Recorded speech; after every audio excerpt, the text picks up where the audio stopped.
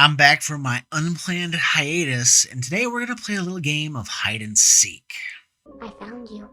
So this is what I've been working on during my child's hospitalization during the last couple of weeks, is a deck that I call hide and seek. And why is it called that? Well, this uses one of the new Alchemy commanders that just came out for Phyrexia All V1 that focuses on the seek mechanic that's only available in Alchemy cards. So let's take a look here. This is Vexyr, Ich-Tekik's Heir, if I'm pronouncing that correctly. Don't kill me if it's not. It's a 3/4 Phyrexian Artificer that says, whenever you seek one or more cards, create a 3/3 Phyrexian Golem artifact creature token, and golems you have control have vigilance. So it's kind of templated in the variety of the Splicer cards, and some of those are in here as well.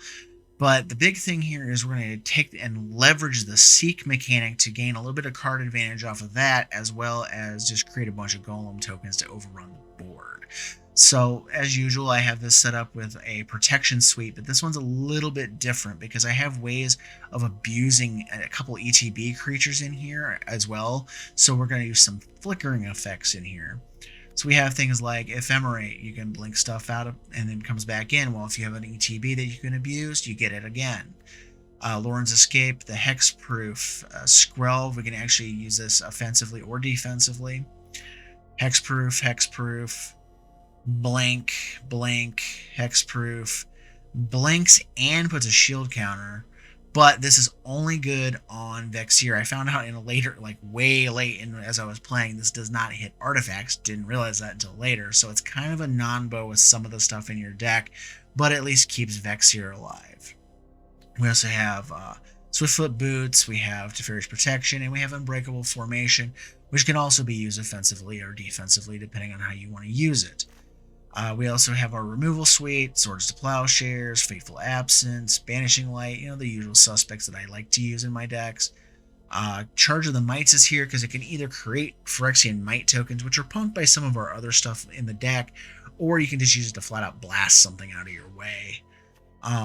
Settle the Wreckage, which is the best removal spell in the deck, because if people overextend into you and think, oh, I'm just going to Alpha Strike, make them pay.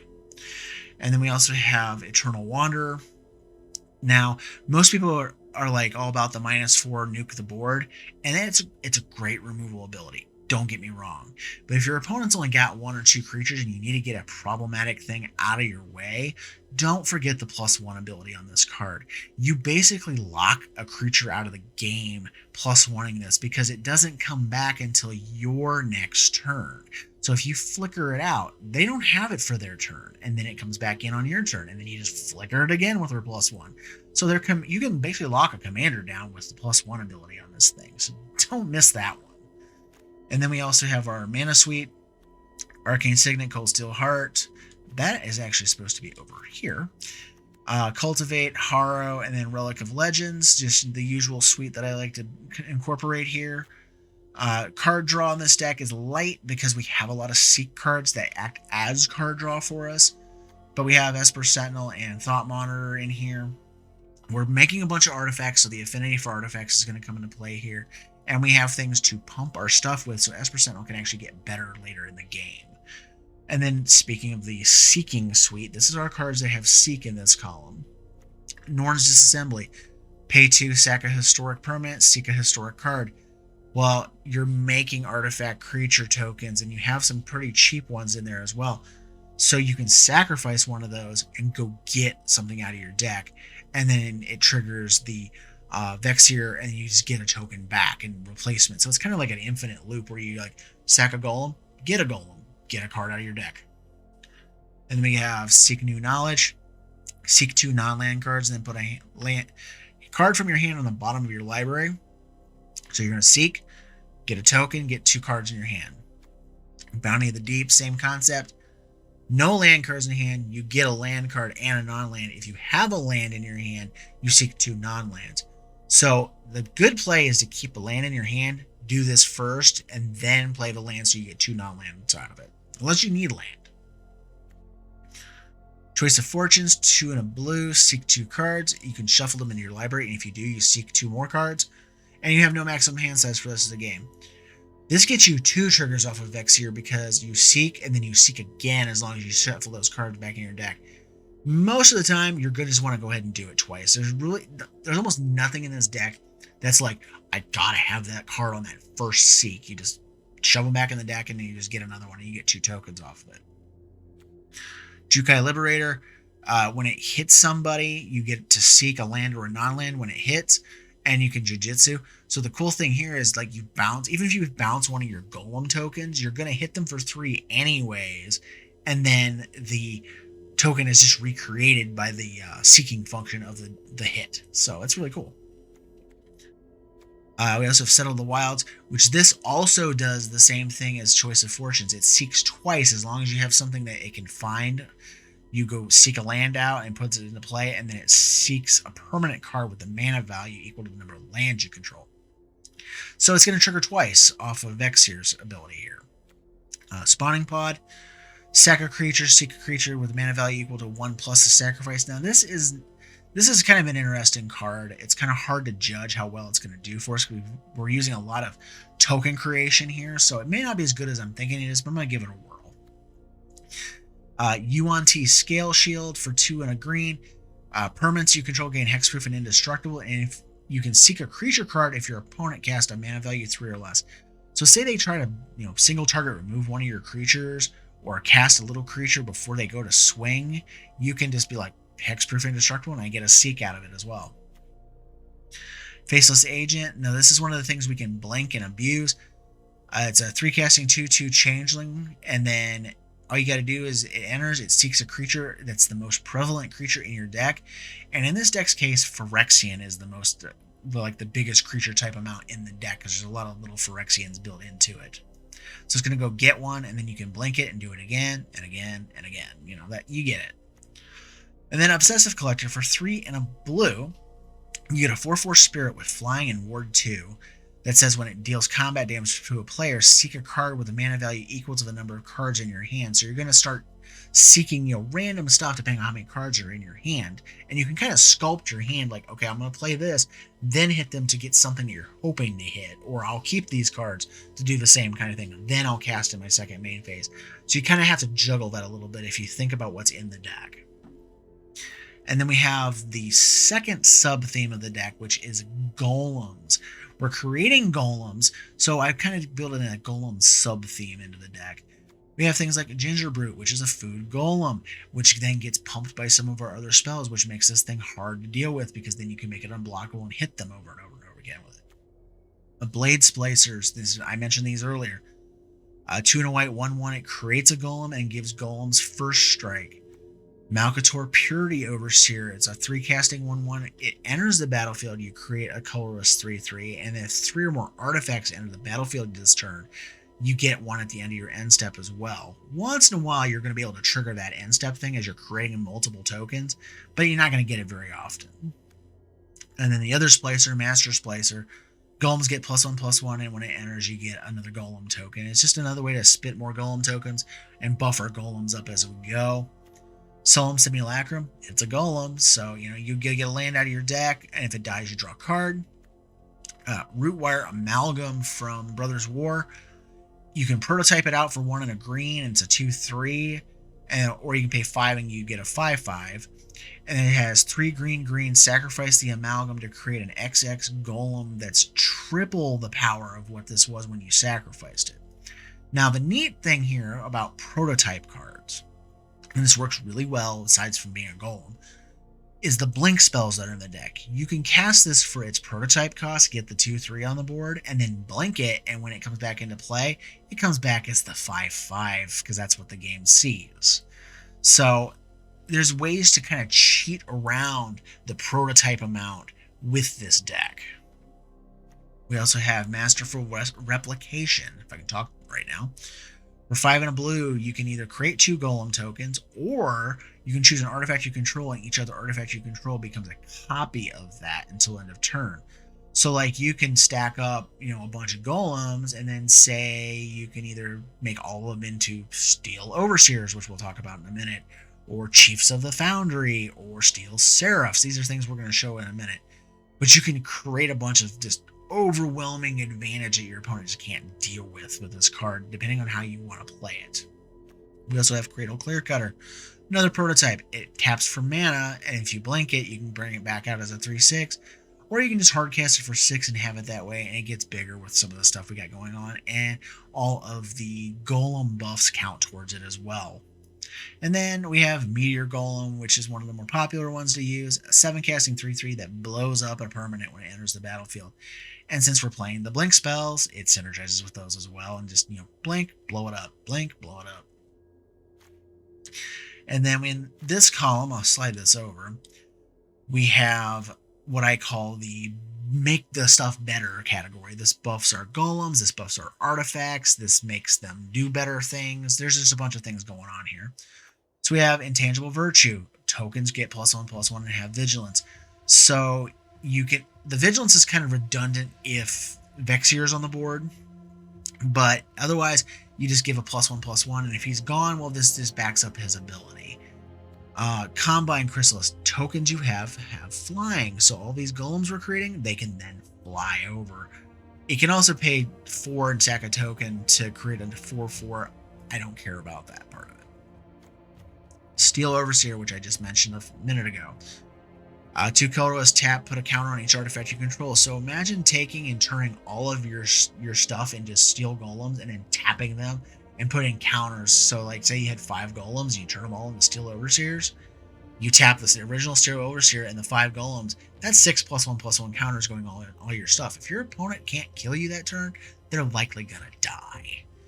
We also have Galma the Shaper. This is another one of those new cards from the Alchemy set. Vigilance 3/3 Elephant Artificer that when it attacks, you conjure a copy of Tempered Steel into your hand and create a 1/1 mirror. So if Galma lives, this gets dumb because you're conjuring multiple copies of Tempered Steel into your hand to keep playing over and over and over again. We also have the regular Tempered Steel because it is in the format. So we have a hard copy of it in the deck as a redundancy. We also have Unctus Grand Meditact. Gives artifact creatures +1/+1, so it buffs our tokens and all of our other artifact stuff. And then if a blue creature becomes tapped, you draw a card, discard a card, and you can turn one of your creatures into a blue creature by either paying a blue or 2 life. But, bear this in mind, I found this out when I was doing testing. If you have Vigilance because of Vexyr and you turn one of your golems into a blue creature, it doesn't matter because they don't tap to attack, so you're not going to draw the card. So I found it out the hard way.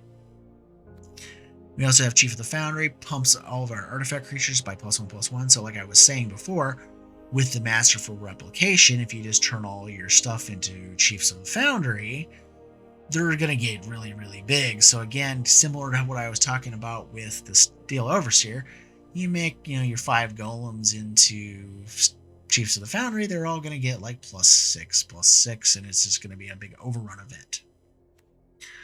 Might Overseer, first striker that gives our tokens on our turn +1/+0 and first strike, and it can make tokens, but that part I'm not worried about. It's the buffing of the tokens I'm worried about. We also have Urza, Prince of Krug. It's a redundancy to Tempered Steel. It has a Tempered Steel built onto it.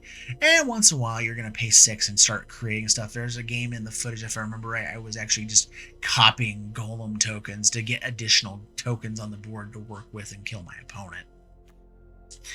Forsaken Monument. Colorless creatures you control get +2/+2. So any of the prototypes that are not played as prototypes, any of the straight up golems, are golem tokens, all that stuff gets pumped by this thing. If you tap a permanent for a colorless, you get an additional colorless. So like all the pain lands, they're going to give you extra mana. And then if you cast a colorless spell, which we have quite a few of them in the deck, you gain a couple life. And a couple life here and there makes a difference. And then here is the last column wait a minute. Almost forgot. Steel Seraph. Mentioned this earlier too. 6 casting, 5/4, or it prototypes for 1 white. It's a 3/3 then, or a 5/4 is the full price. Flying, at the beginning of your combat, you can either give a creature flying, vigilance, or lifelink until end of turn. Vigilance is usually covered by Vexyr's ability, so you're going to want to give lifelink or flying to your golem tokens, and it's usually flying unless you need the life. But this is also another good thing for that masterful replication to make all your stuff into steel seraphs, and then it just gets wild that way, because then you're like, okay, this is gonna fly, and then this is gonna fly, and that's gonna fly, and that's gonna fly, and you're just like, or you're getting lifelink to everything. It turns into a big mess when you do it. I've seen it happen a couple of times. And again, it's a prototype, so you can play it as a prototype and then blink it and it'll come back as a 5/4. And then the last column finally is things that help us abuse the deck and make more tokens. We have Anointed Procession, Mondrak, and Parallel Lives. They all double our token output. So every time you seek with one of these out, you're going to get an additional token out of it. And then we have Teleportation Circle in here because we have the ETBs. We have things that we want to abuse with that. We can start blinking them out, and they'll come back in, and we'll get something extra out of those ETBs as well. And then we just have the mana base. We have some Seek cards in the mana base. We have Gate to the Citadel, we have Gate to Sea Tower in there, and we have Gate to the Manorborn. These things you can pay once and seek a card out of your deck, so that gives us a little extra seek in the deck. Plains, Islands, and Forests. Otawara and Boseiju are in here as well, just as utility. I'm not a big fan of Aganjo. It's not as good as you could be compared to these. We have all of the blue-white, green-white, and green-blue lands that you can get your hands on. And then we have Sparrow's Headquarters as the Tri-Land, Command Tower, Forsaken Crossroads, and Mana Confluence, and Plaza of Heroes as our multicolored lands that we can use. So this is the deck. I really hope you enjoy this. I had a lot of fun developing this deck. I had a lot of fun messing around with it. I wasn't sure how it was going to work out for us, but I'll talk about it a little more in the recap. Taborax. I haven't seen that one in a long time.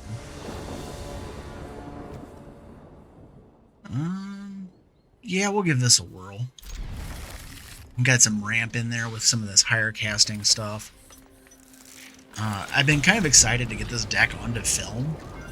I built this deck probably a week and a half ago, where I was sitting in the hospital with my daughter unconscious, and I mean, there wasn't much I could do. I was actually just watching over her as she slept, and decided I was just going to dink around with decks. And I was like, well, let's try this. So I decided to make this Vexyr deck, because I had some of the cards already in my collection that have been sitting here doing nothing, because I don't really mess around with Alchemy cards all that much. And I was like, you know what, let's just play the Embrace the Alchemy thing and do all these Seek cards. So this deck is all about the cards that just randomly seek crap out of your deck, and we try to leverage that to make golems off of Vexyr. Hello? What is going on over there? It's turn 2, man. Or did you disconnect?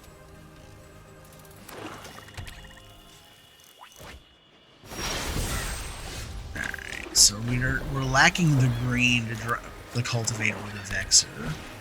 So, Vexyr, however you want to pronounce that name. We're just going to go ahead and nuke Taborax. There's no sense in just letting him have a free shot at him.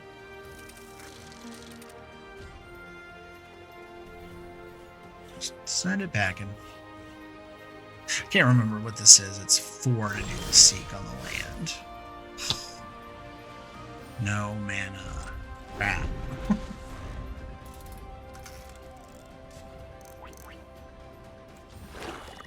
Now. Alright. So we got a Foretold Vengeful Reaper coming out to say hello. Oh, there's a land. Let's do... what? They're playing so heavily in black, I'm not going to put the commander out just yet. We're going to go ahead and cultivate. I'm going to go get a green, and I need what? Probably do a green and a blue. And I'll go ahead and put the other green out right now. So if they decide to try to Field of Ruin my overgrown farmland, I would just go get another green anyways.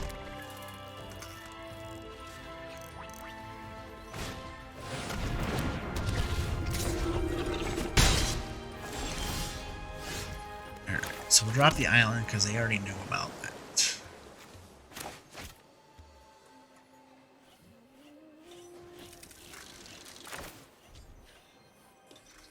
do this for 3, leave some mana open. Let's go ahead and do this for 6. We got the mana. If they want to spend their turn blowing this up instead of something else that's more important, well, whatever. I'm not going to begrudge them that.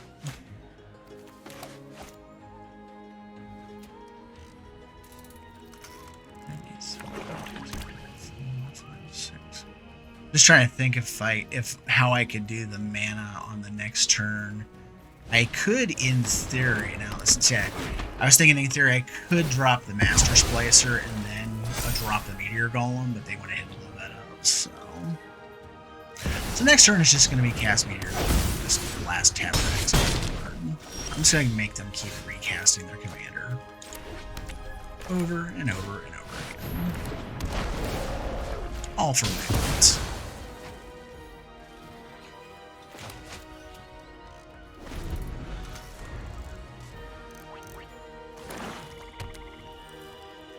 I'm sure they have more removal spells. So, oh, there's Taborax again. Alright, so we're gonna do green, because we already have a lot of white. What does this thing do? If you've lost 2 or more life this turn, create a zombie token. Okay. I got you. So we're gonna drop Vexyr. And we're going to drop... I need 2 mana open at the end of this, so I cannot drop anything but the Gingerbrute. So we're going to activate the Gingerbrute's ability to make it unblockable, and we're just going to spin. And the nice part is they have Vigilance because they're golems. That's kind of the other sub-theme here, is I made all my stuff have kind of a golem subtype for the most part. Not a lot, but just a little bit in there. In actuality, I think the top creature type in the deck is Phyrexian, between like the Might Overseers, the Master Splicers, Vexyr itself. No thank you. If you want that dead, you're going to spend 2 spells to do it.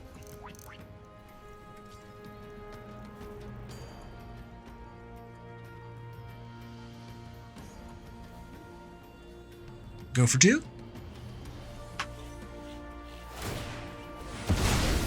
Okay.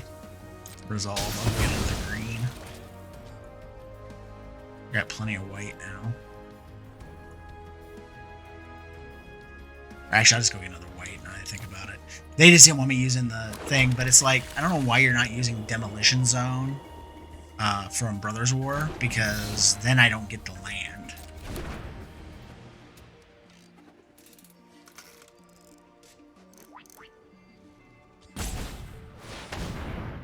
Okay, there's Ashnod's Altar, that's fine.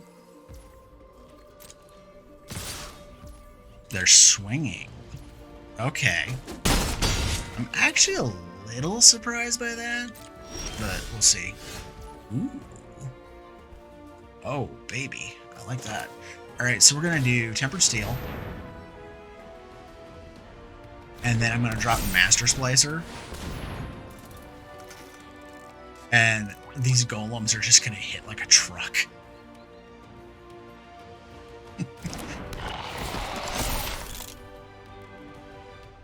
And I get an extra golem for my troubles.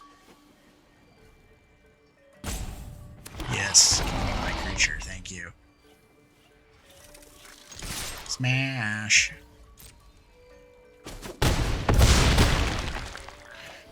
It's like, wow, you had a bunch of life. Now, unless they have a way to, like, all of a sudden pump, you know, an extra 6 damage out, which I highly doubt. Like, the only thing that scares me is, like, a Torment of Hailfire, and not everybody runs that. Demonic Bargain? Okay. Do I get to see what's exiled? Yes, I do. I have never seen that card played, so it's like, what the hell is this? Dusk Fang Mentor, Demon's Disciple, Grim Tutor. I'm like about to say, there's better tutors for 3 freaking mana out there. And didn't really hit anything worthwhile off the top of their deck. Okay, Torment of Scarabs says what now? They sacrifice a non-land permanent or discard a card. Okay. sure.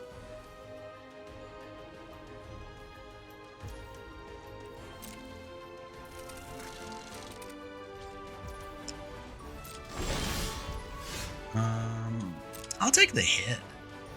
Screw it.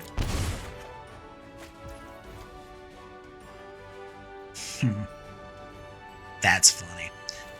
Alright, so let's go ahead and drop this.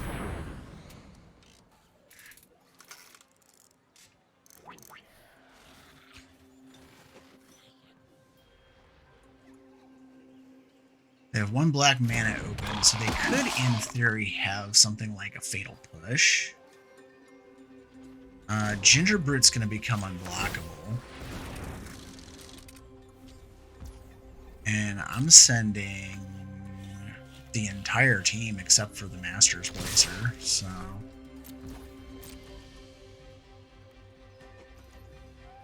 I mean, they have to block there. And it's got First Strike. So, yeah, we'll go that route.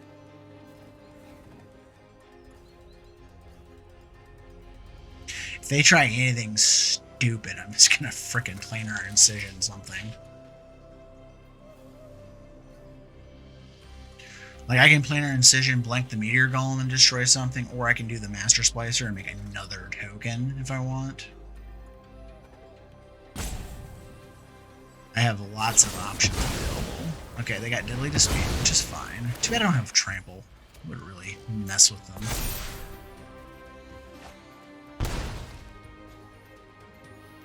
You... What? Okay.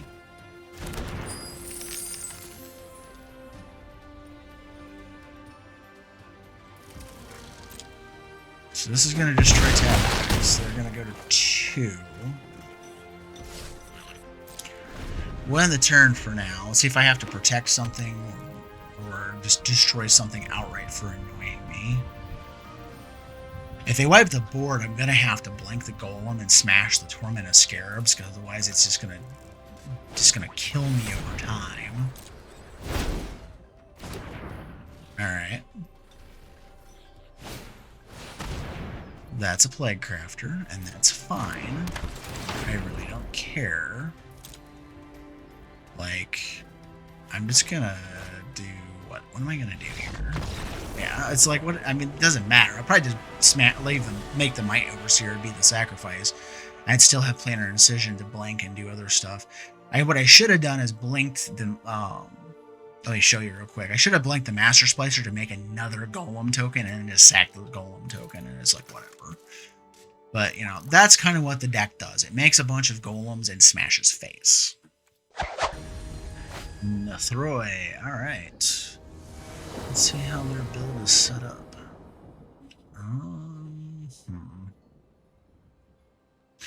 I'm not a fan of how this hand is because we're missing 2 of the 3 colors. And there's no, like, ramp in there, so we're going to mull that. Okay, I like this a lot better.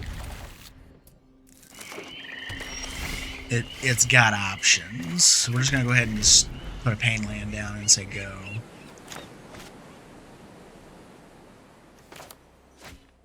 So in theory, it would be nice to get like a blink card or something to go with Malcator. Because we are up against black removal, so being able to protect my stuff is actually kind of a good thing. As I was saying in an earlier part of the video, if that part's still in here when I edit it, most of the creatures in the deck are Phyrexians, so you're gonna hit a Phyrexian off a Faceless Agent, so you're gonna hit something like Mondrak or one of those type of cards off of it. And you don't want to use something like Settle until he's down, or it's down, however you want to go with it. Let's go ahead. I'm gonna go ahead and play Malcator because I would prefer it to die over Vexyr getting shot right away, because I have the Seeking cards in my hand, and then like next turn I can play Vexyr and then have a shore up available for it, and then I can start Seeking immediately after that, whether it's with Settle or with Faceless Agent. But when you're coming up against black decks, you just don't know what you got coming at you. And Historic Brawl, there's just so many people playing removal that you just don't want to screw with it. Let's go ahead and do Tide Channel Pathway. We'll put Vexyr down. We're gonna stick with the plan we have in place now. Shore Up's available. I'm gonna go ahead and send the Golem. If they want to block with that Mire Triton, whatever, doesn't matter to me.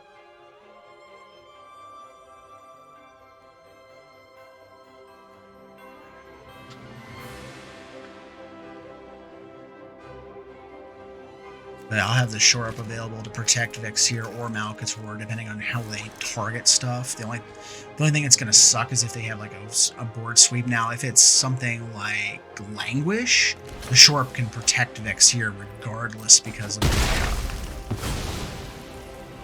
the +1/+1 ability of Shore Up.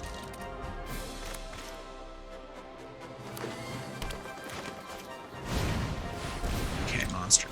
I'm okay with that. They have the mana to activate it and plonk something pretty good size on the board. But they don't do it. That's pretty weird. They might. That might mean they don't have anything in their hand. Because I mean, if you got something big like a Zopendrel or something like that, I would be slamming that down with the monster manual.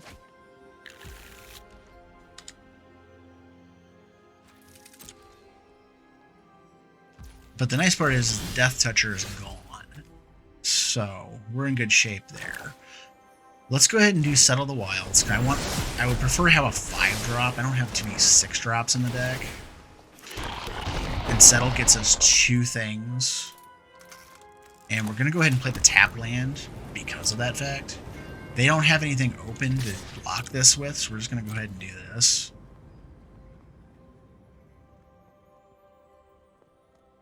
Now, if you're lucky to have a double Seek turn like that with, like, why does it matter? Why would you do that? Whatever. If you have a double Seek turn, like with the Settle the Wilds, and then you have another Seek card go out at the same time, you can actually get 3 artifacts into play off of the Golems and get an additional Golem token. It doesn't happen often, but once you get enough mana, it's really nice. Okay. Izoni. That's why they did that. Okay.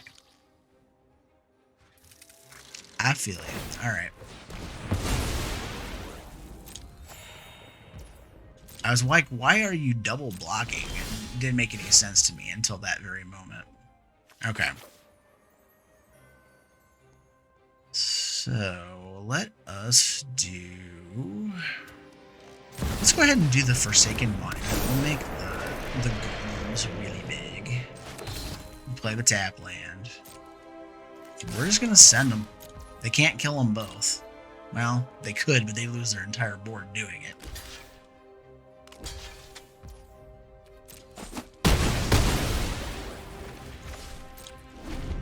So, we still have Shore Up available to us. Steel Seraph is going to come online, I think, next turn, along with the Faceless Agent. Because the idea here would be to do Steel Seraph, turn all of my golems into Steel Seraphs, which has caused all kinds of issues.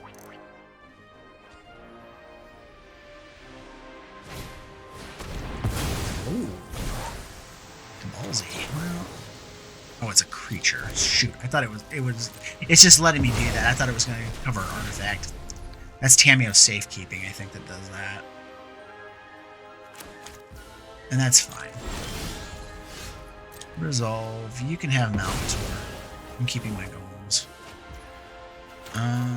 Let's do the coast.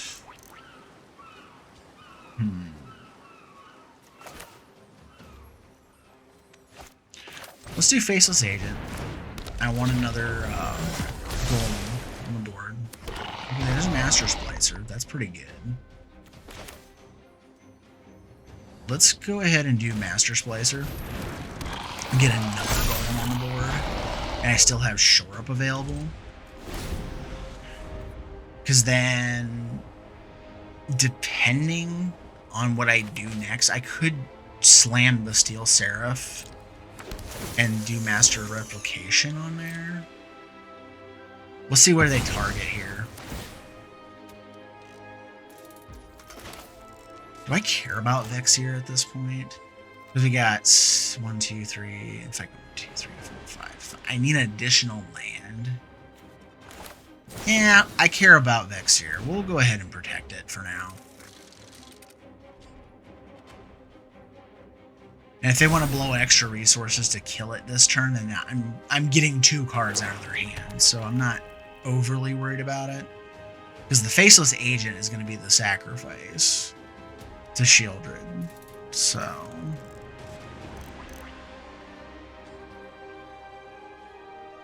and at this point, if they languish, they lose everything but Shieldred, and then I lose Vexyr to the sacrifice on the next turn. So I'm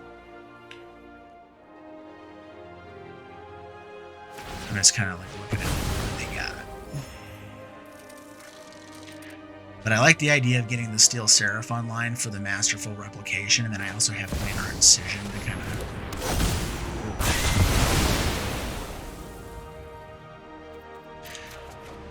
okay. Wow. That was, something.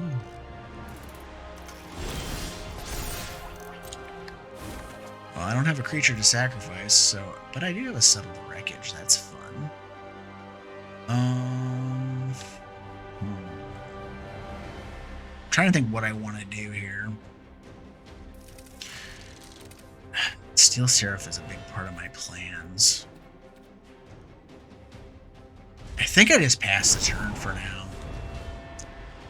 I mean, I know they can get back, like, their Izoni this turn, which really sucks.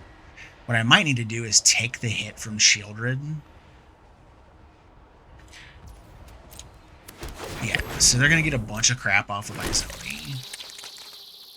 And they're going to swing with Shieldred. I think what I need to do is take the hit and see if I can bait them into a Settled Wreckage.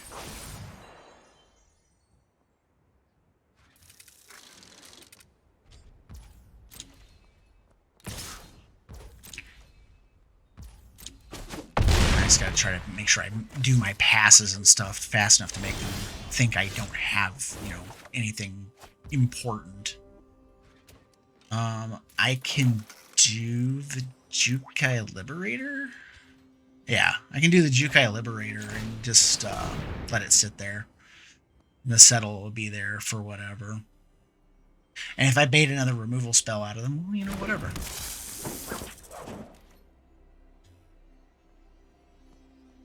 What is... they have something, because there's a hang in the system.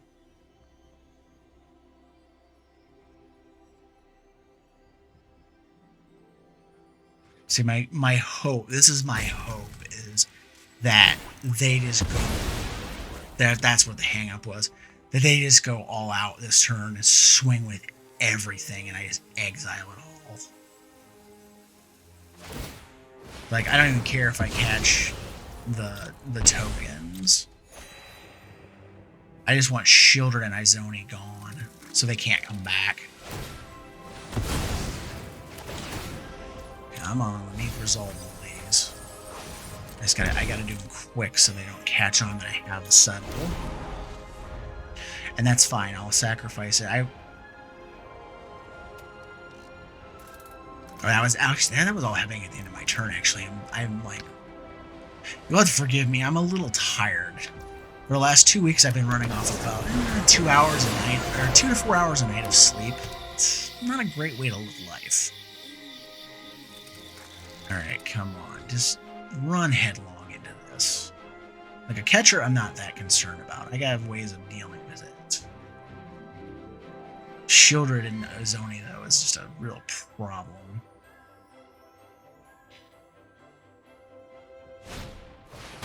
Diabolic, okay. They're gonna go search for something. I just don't know what.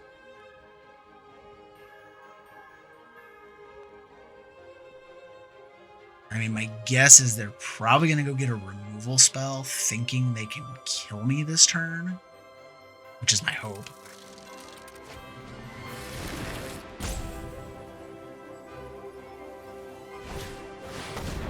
Oh, they went for the combo piece. Okay.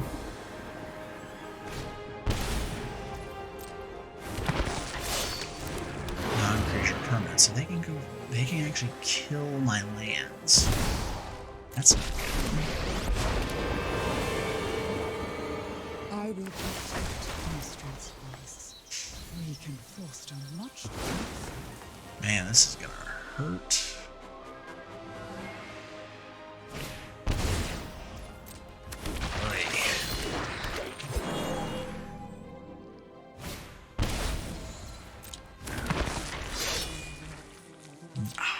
Crap, I can't target them with the settle. I'm screwed. Crap. Oh, that didn't work out the way I wanted it to. Elenda. Okay.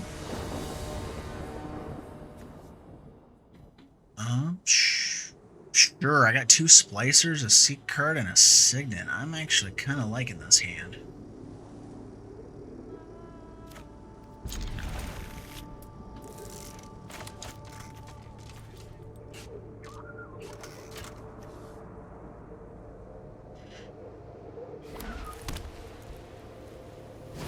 Because I can go wait.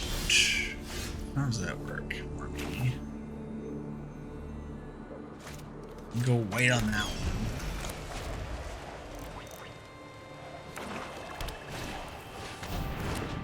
We'll see what I draw land-wise. Okay.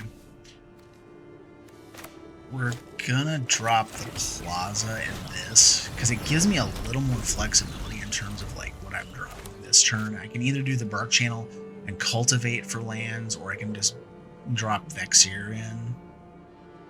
Or I can just start Master Splicing, or Blade Splicers, all that good stuff. Because unfortunately, without the protection spell, I don't know how much I want to drop Vexyr on the board just yet. I think I'm actually going to just go ahead and cultivate for a blue and a green, because I already have 2 white in hand. And then, if I'm going to drop Vexyr, I want to be able to seek right away with the Seek New Knowledge. And I'd put a land in my library. Alright, so let's go ahead and do Vexyr. And we'll pass the turn, because this is an instant, so I can take care of that at instant speed if they decide to try and remove my commander.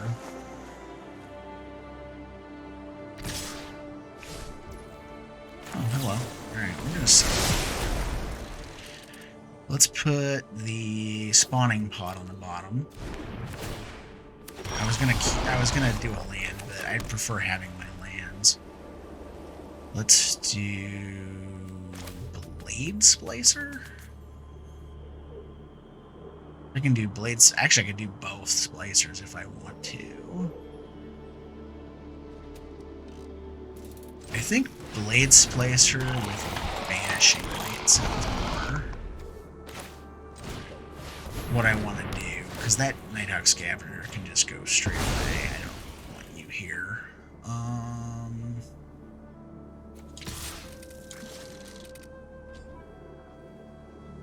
No attacks. I want to be able to, because there's a weird way that it's that Cordial Vampire that's going to cause me a lot of headaches with this, because of the way the counters operate.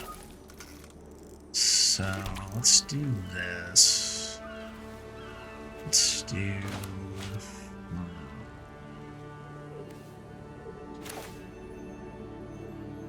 Let's do Master Splicer and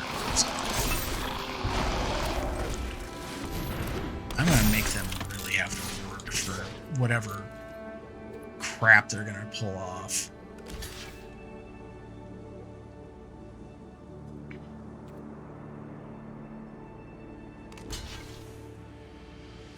That's It's surprising that they're letting the cordial make Fire. I mean, they're gonna get counters off of it right now, but they could have gotten so much more out of that if they'd let it live. I would have just blocked 1 and took the 6. But, you know, to each their own.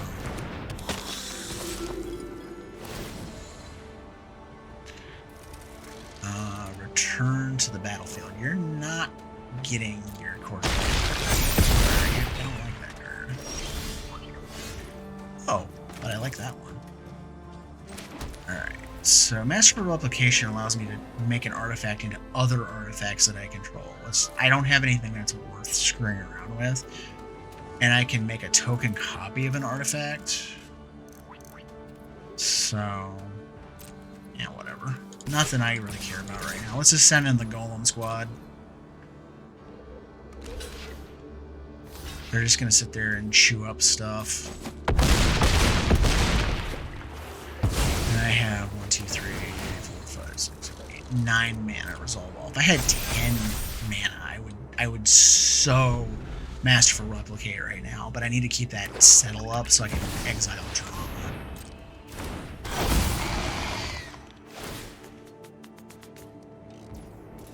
Okay.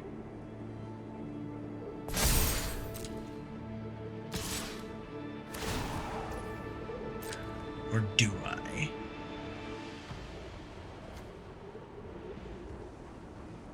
I'm gonna go ahead and put Cleric of Life's Bond back on the battlefield. I'm not going to exile her yet. I am, however, going to use his ability to make another token. So I can do that. Alright, so what to do here? I guess send all my goons.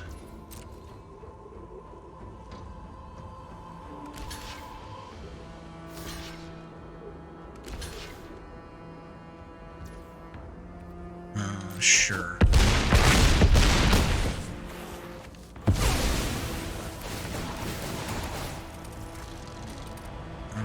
Resolve.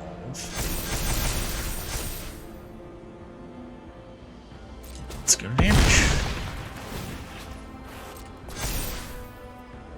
Let's go. What does this leave me? Does this leave me 4 mana with the Arcane Signet? Yes, it does. Let's go ahead and do a Master Replication. We'll go ahead and make 2 more golems in return. And I'll have Settle available for Drana if I need it. Okay. Whatever. It's a big fat, I don't care. I might just take this hit and let them swing with the Obliterator next turn.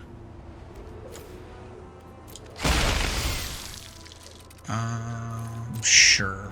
We'll take it. Just to get rid of that stupid Obliterator. Because I'm not going to be able to swing directly into it. We'll just make them think I'm afraid of the Obliterator for right now by not swinging. Oh! Crap. Well, that's a problem. Yeah, we're just gonna settle you right now. Just go away. Because I don't care at this point. And I can create a Golem token off of Urza. So it's like they'll get their double team triggers. Like those triggers are still on the stack, but they are completely defenseless now.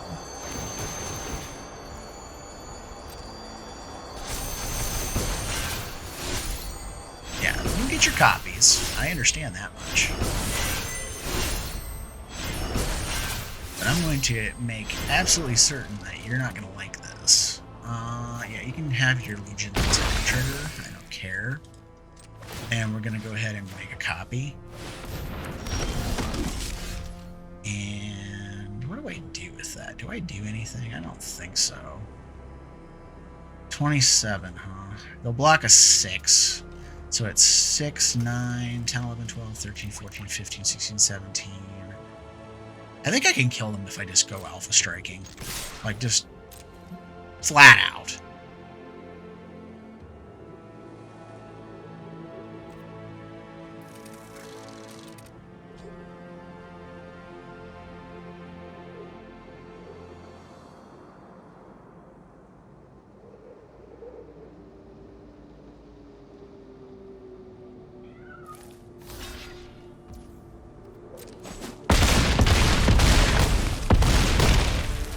Yep. That's just first strike. That was 26 first strike damage. That doesn't even count the regular damage afterwards. So that's another 6. So that was, what? 7, 7, so. Youch. Yeah, that was a lot of damage. Akiri, alright. This will be the second equipment-based deck I run into tonight. And for some reason, the game loves giving me opening hand swords to plowshares against that deck. So, whatever. Let tap land start with.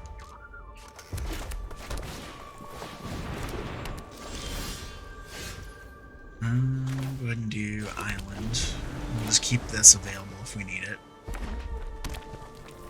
Like, if Akiri hits the board, I'm just gonna swords it straight.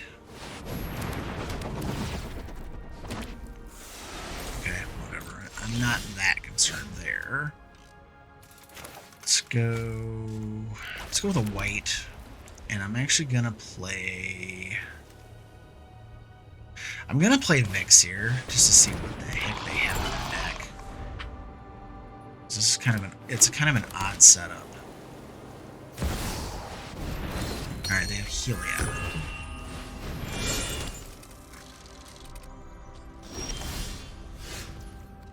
They held back. Why did they hold back? That's very strange. Okay. Let's go ahead and drop the plains, and I'm gonna drop... What do I want to drop? I'm gonna go ahead and swing. They don't have any mana open.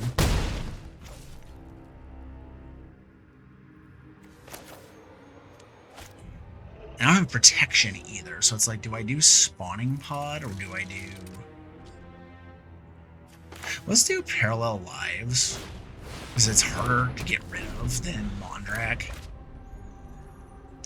Because if I get a Seek card, then I can get, you know, a bunch of tokens next turn. Okay.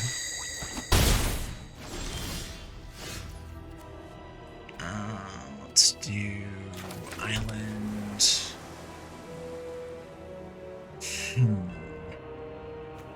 If I do that, I leave myself open to like a Wrath of God effect.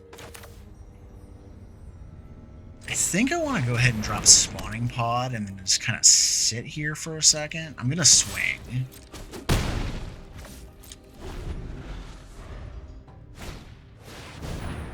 Okay. There's a War Whip. Now that might get swords. Excuse me. A little tickle.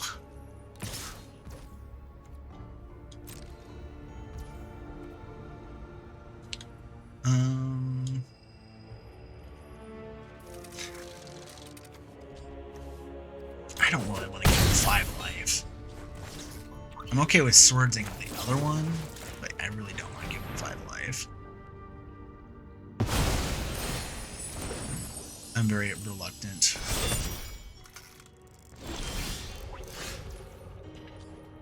Alright. I really don't need any more blue right now. Let's drop that.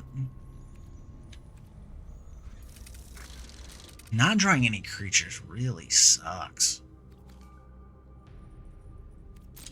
I'm just gonna go ahead and swing for now. I mean, I get it. They're gonna probably equip the War Whip, and I'm just gonna have to bounce the thing with Otawara. It's either that or just do a 1-turn protect, and that's fine. You can have that, and I'm just gonna bounce it because I don't care. It's like, no.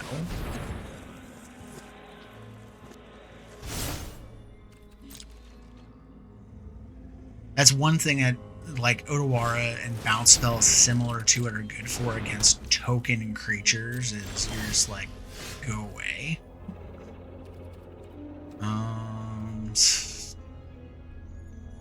It's like, do I spawn? You know what? I do. We're gonna do this. We're gonna attack. We're gonna spawning pod the chief.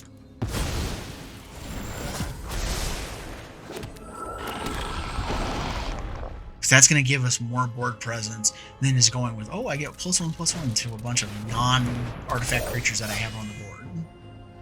So, whoop-de-doo.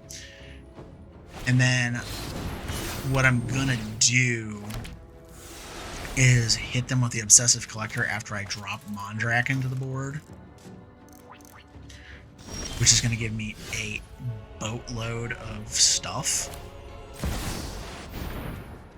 And the nice part is I'm going to have a bunch of things to make Mondrak indestructible. So we're going to go ahead and just send the Obsessive Collector across. It's going to hit, so I don't need to do the Jukai. Ooh, Charge of the Mites is nice. So we get those. Not using Spawning Pod for anything right now. I don't need to. Now we are very, very, very open to a Wrath of God. This is... Mondrak would be the only thing that survives that kind of thing. I can't remember. How does Fiend Lash operate? If the equipped creature is dealt damage, it equals damage to a player or planeswalker. So... uh-oh. But it flies. This is gonna hurt. A lot. I'm on a 2-turn clock. Because next turn they can just give it double strike with the Blade Hole War Whip. So for now, we're just gonna sit on this. I don't even think I need to worry about Mondrak just yet.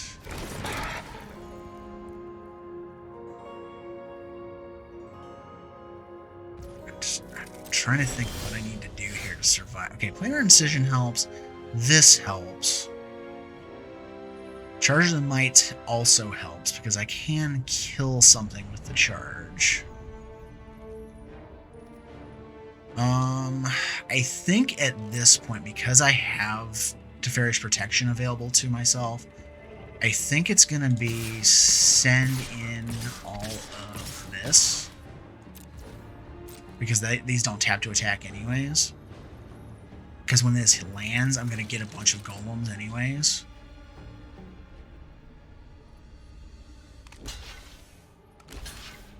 And I'm not worried about... do I do it? Oh, I think I do it. I think I do it. Yeah, I do it. I ninjutsu and I bounce one of the tokens. It's smarter to do...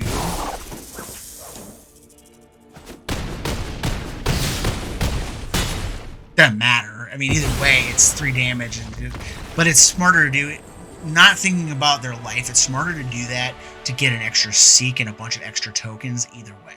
So, because if they were at a higher life total and would have survived it, you want the extra stuff on the board.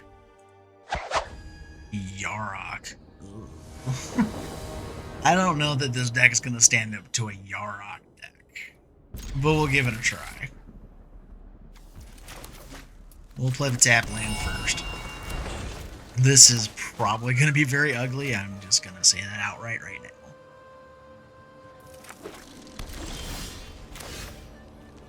Let's go ahead and play the tap land. Or, well, enters tapped if I wanted to, rather than take the damage.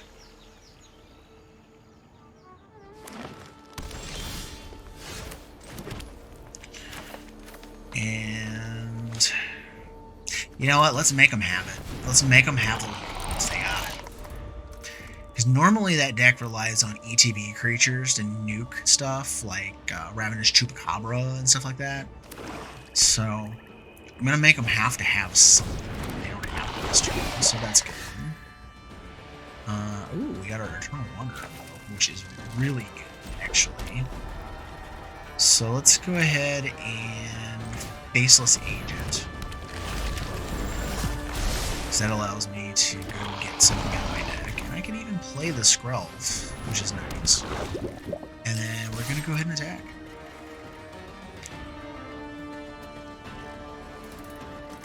Because, I mean, hey, why not? Now, next turn, the Chupacabra could come down. It would probably kill Skrelv, is my guess. But, I don't know.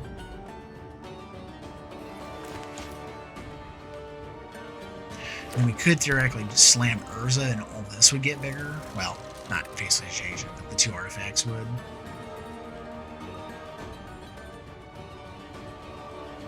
That's one thing I hate about the Faceless Agent and those kind of things. It's like they look like artifacts when they're not.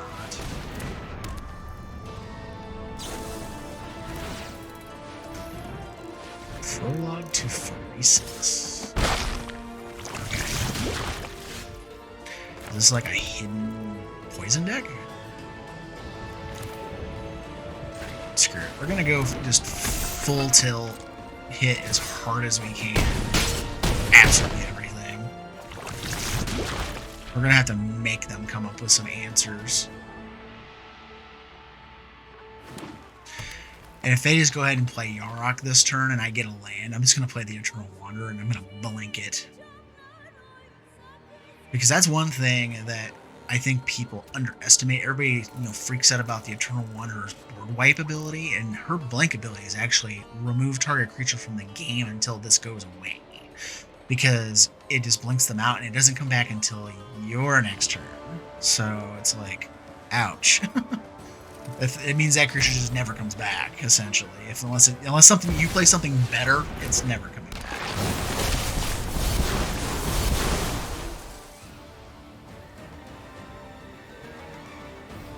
And in this case, I might just use Skrelv to make the 5/5 unblockable. Because I just picked blue or green and I can punch straight through.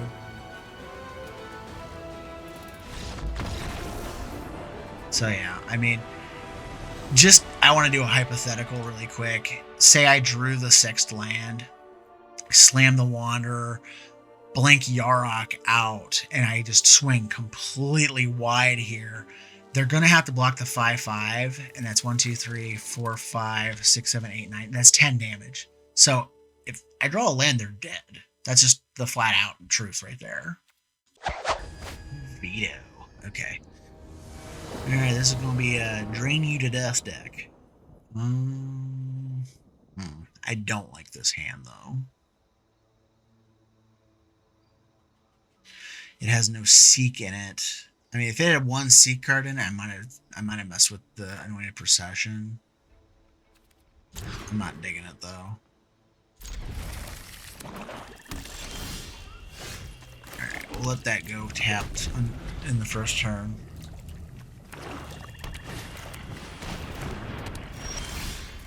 I'm actually not that worried about that either, so we'll go with those. Probably go Island this turn, and then it's mono black though. That's a deadly. Let's drop Skrelv, because I don't have any other form of protection really. I'm gonna drop this too.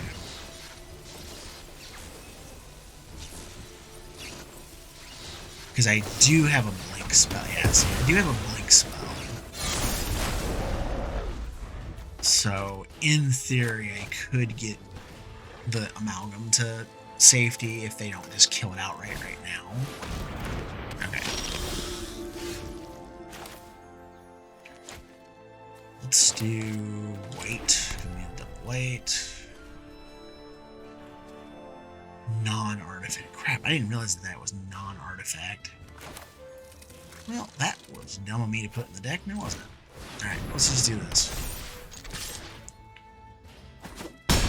It was mostly to keep Vexyr alive, but I was like, there's a lot of Nambo crap going on there with a lot of my golems and stuff.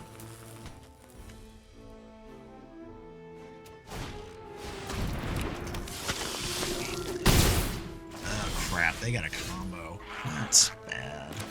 Alright. So we're gonna drop Vexyr to the ground, and I'm just gonna swing because it doesn't tap.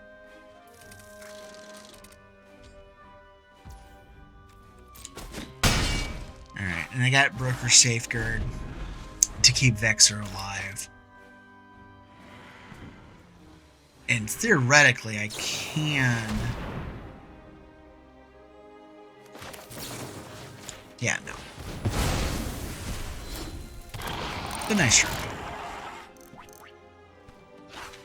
I was just thinking they were about to launch like this infinite drain combo, and I was gonna blink the block out of play, but. Alright. Let's just drop Anointed Procession. Swing that.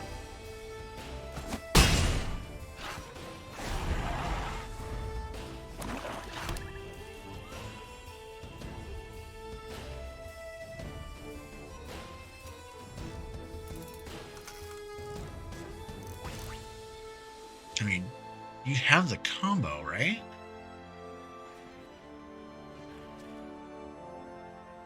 I swear there's a combo with this. Because the life loss drain is stupid. Oh, it's not infinite, though. Okay. For some reason, I thought that was infinite.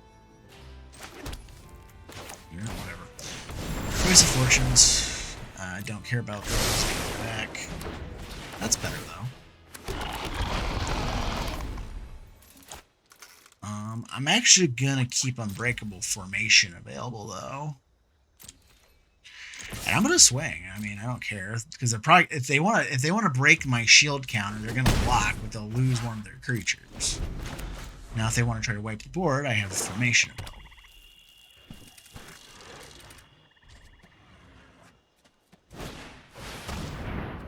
Okay.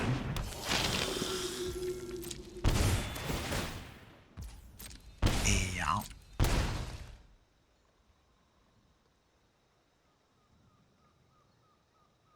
Now, I'm going to have to force them to block next turn.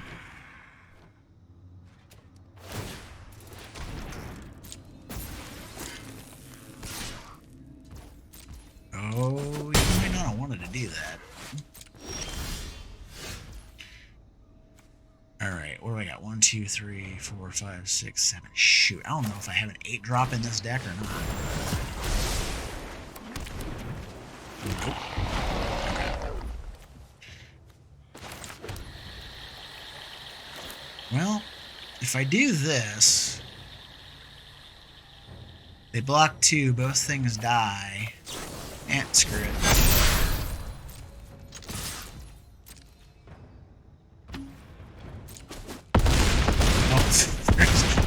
White flagging it. Okay. Yeah, whatever. Minthara. Alright. Let's see how they've built their deck. We're not keeping that hand. One lander? Heck no.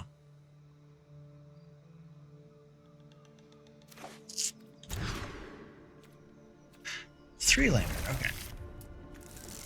I'm okay with this.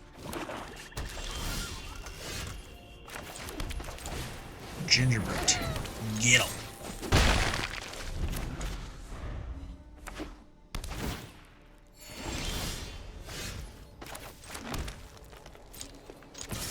And again.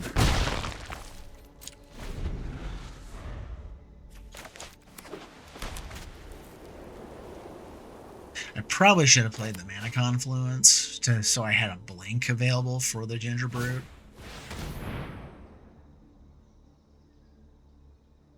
I mean, I'm pretty sure Anointed Procession or Banishing Light's the pick.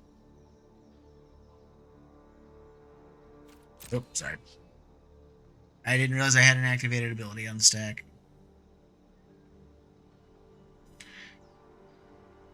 It's getting late for me here. I don't normally record at night, but times as they are.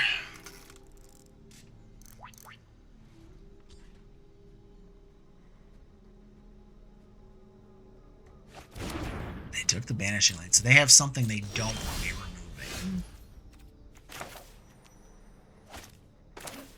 Let's go ahead and drop this. We're going to drop Vexyr. We're going to make them have something to deal with it.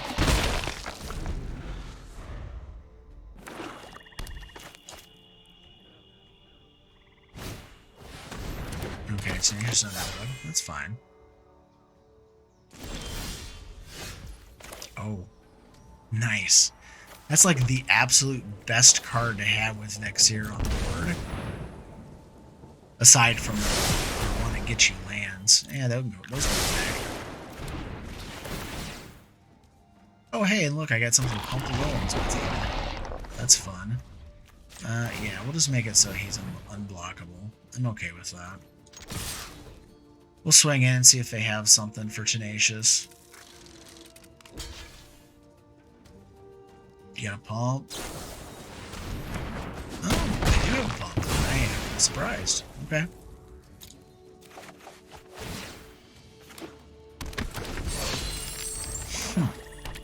Alright.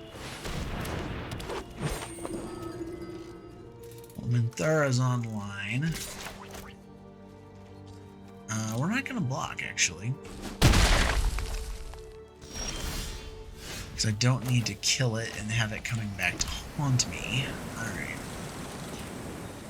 So, now becomes the question, do I just start ramming golems down their throat? Yeah, I like that idea, actually.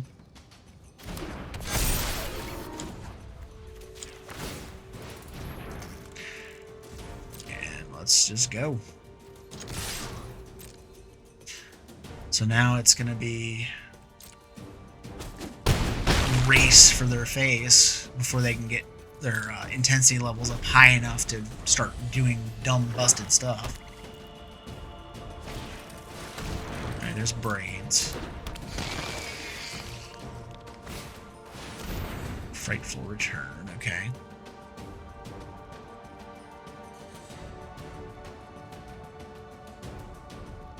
I mean, they're not going to do Chapter 1, I doubt. Unless they're trying to get their stuff up, but I don't think they would do it.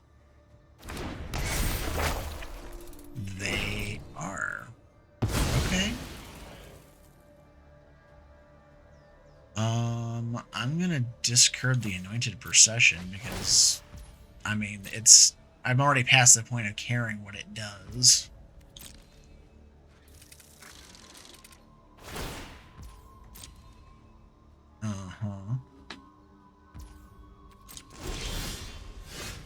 Oh, this is just not right.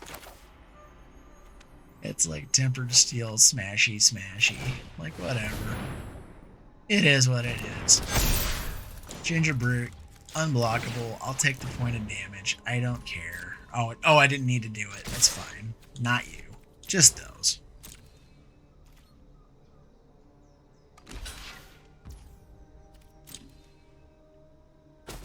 I guess I should have swung out, but whatever. Probably gonna regret that. They'll probably stabilize now that I was dumb enough to do that.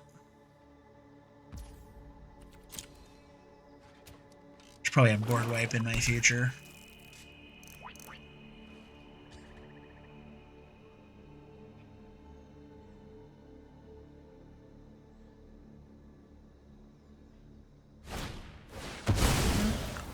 Yeah, they're gonna go get a board wipe.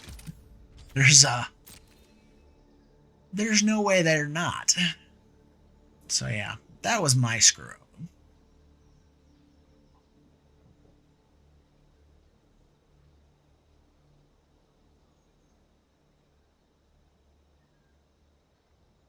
Well, they could. I say they got double white. They can do whatever they want. Board wipe wise, that was my fault. I should have swung with the chief. They would have been dead. I didn't do the math, so to speak. I was more afraid of them killing the chief of the foundry and messing up the math, but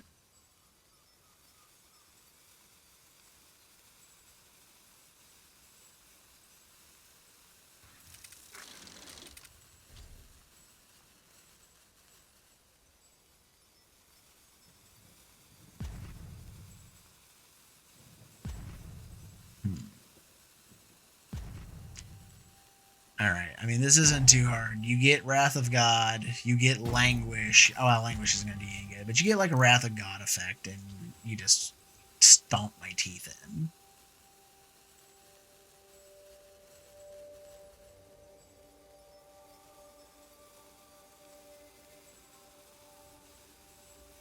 Unless you're only running like the big fat ones, like Vanquish the Horde. If that's like your only board wipe, though, you kind of messed up with your board construction.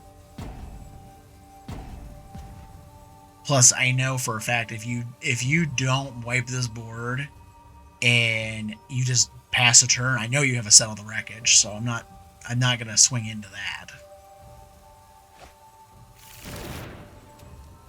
Wrath of God, Day of Judgment, Cataclysmic Gear Hulk. Okay.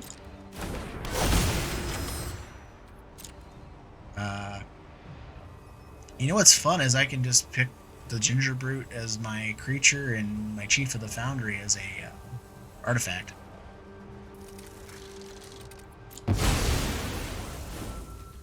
That's the great part about our artifact creatures. Unblockable. Oh, that's so stupid. So what did you guys think? I had a lot of fun playing this deck this evening. I wasn't sure what it was going to do for me. I had a kind of a 50-50 going with it when I was doing the testing, where it would win a lot of games, but it would also lose quite a few.